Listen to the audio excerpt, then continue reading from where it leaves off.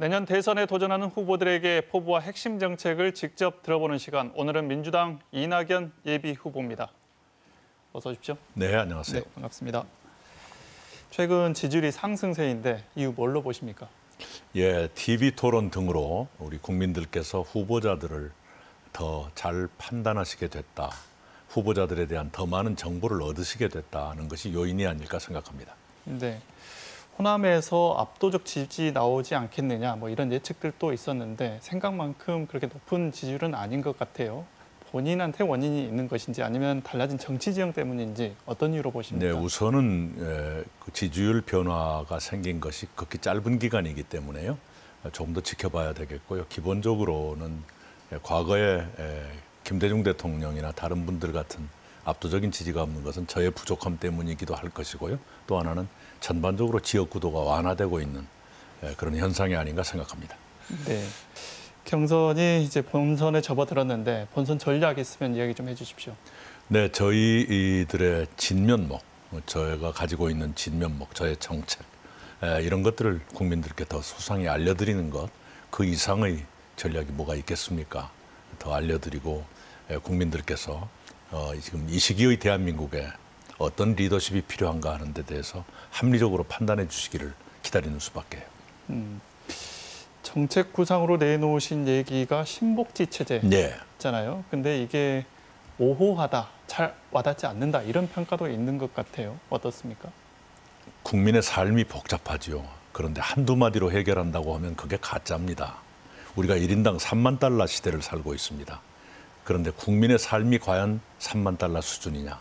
그렇지 않은 분들이 많이 계십니다. 그리고 분야마다 들쭉날쭉합니다. 예를 들면 IT는 4만 달러 수준의 생활을 하고 있죠. 그런데 의료와 문화는 2만 달러 조금 넘고요. 노동, 교육, 환경 이쪽으로 가면 2만 달러도 안 되는 수준입니다. 그래서 이렇게 너무나 3만 달러 국가로서는 좀 부끄러울 만큼 처져 있는 분야부터 이렇게 올려드리자. 그리고 국민들 가운데 적지 않은 국민들이 최저한도의 인간다운 삶도 사실 수 없는 상황이기 때문에 우선 그런 분들부터 최소한도의 인간다운 생활이 가능하도록 보장해드리자. 이것이 신복지입니다. 네. 그것을 제가 발명한 게 아닙니다.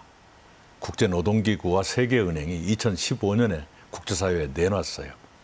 그래서 유엔이나 OECD나 EU나 일본도 전부 수용을 했거든요. 동남아 국가 일부도 수용을 했습니다. 우리 대한민국이 수용을 안 했습니다.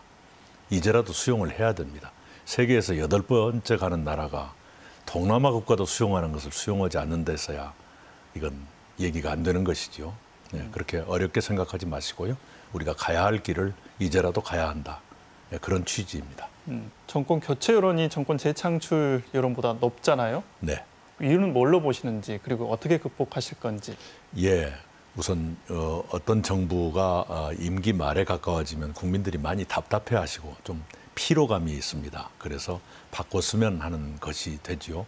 지금은 그런 증상일 거라 생각합니다. 그런데 대통령의 지지도는 지금 전례 없이 높거든요. 그래 양면을 다 볼 필요가 있고요. 막상 대통령 선거에 들어가게 되면 후보들의 미래 비전 어느 것이 더 믿음직한가? 어떤 사람에게 향후 5년을 맡기는 것이 더 낫겠는가 하는 미래 판단의 선거가 되거든요. 꼭 이대로 가지는 않습니다.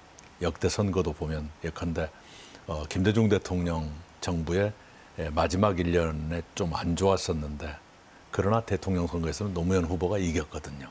그렇게 되는 수가 있습니다. 네, 지역 불균형이 심각한데 네. 정책 방향을 보면 수도권 주택 공급, GTX 노선 연장과 같은 지금의 인프라를 강화하는 쪽으로 방향이 네. 맞춰져 있는 것 같아요. 네. 격차는 더 벌어지지 않을까 이런 우려감이 있습니다. 지역 발전 방안, 지역 발전 방안 있으면 이야기 좀 해주십시오. 예, 그동안에는 이제 오래된 지역의 수건 사업을 예타 면제, 예비타당성 면제라는 방식으로 돌파를 했는데 그 공사가 아직 시작이 안 되다 보니까 가시적으로 느껴지지 않을 겁니다.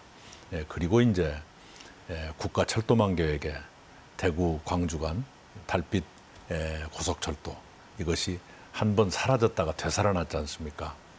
그것은 균형 발전을 위한 의지 표현으로서 상당히 큰 의지를 표현한 것이다 이렇게 보고요. 그리고 언젠가는 목포 부산 간 KTX도 할 때가 와야 될 것이다 이렇게 생각을 합니다. 그래서 수도권에서 멀리 떨어진 곳에 경제적인 활력이 생겨야 균형 발전에 도움이 될 것이다 이렇게 봅니다. 본선에 올라간다고 하면 가장 껄끄러운 상대 누굴 꼽으십니까? 글쎄 가봐야 알겠습니다. 가봐야 알겠는데 분명하게 우리 국민들께 말씀드리고 싶은 것은 평생을 검사만 했다. 평생을 판사만 했다. 이런 분이 국가의 최고 책임자가 되는 것은 꼭 바람직하지는 않을 것이다. 이렇게 말씀을 드립니다. 왜냐하면 국가의 최고 책임자 대통령은 국정의 모든 분야를 일정하게 균형 잡힌 시각으로 보실 수 있어야 되거든요. 그런데 평생 검사만 했다, 평생 판사만 했다 이런 분들은 세상을 유죄냐 무죄냐 이렇게만 보실 거예요. 우리 옛날 속담에 망치는 세상을 못으로 본다는 말이 있어요. 망치 들면 전부 이렇게 때리는 일만 하게 되잖아요. 그렇게 국가가 운영되지는 않습니다. 그 점에서 국민들께서 현명한 판단을 해주시리라 믿습니다. 결국 선거를 이기려고 하면 중도층 표를 끌어와야 되잖아요. 네. 본선에서 경쟁력이 있다고 스스로 자평하시던데 어떤 네. 이유 때문인가요? 우리 대한민국이 국내적으로는 전환기의 크나큰 과제를 안고 있습니다. 예를 들면 국민의 갈등을 어떻게 해소할 것인가, 불평등 확대를 어떻게 더 막고 불평등을 좁힐 것인가, 공정성이라는 게 많이 상처를 받았는데 공정을 다시 세우는 것을 어떻게 할 것인가, 이런 일들이 있죠. 그런 일들을 시행착오 없이 해나가려면 노련한 그 리더십, 다양한 경험 이런 게 필요할 겁니다. 국내적으로는 많은 어려운 문제를 시행착오 없이 해결할 노련한 리더십, 국제적으로는 신뢰와 존경을 받을 만한 리더십이 필요한데 외람되지만 제가 그 요건에 비교적 가까운 사람이다. 이렇게 저는 말씀드립니다. 네, 알겠습니다. 오늘 말씀 여기까지 듣겠습니다. 네, 고맙습니다. 감사합니다.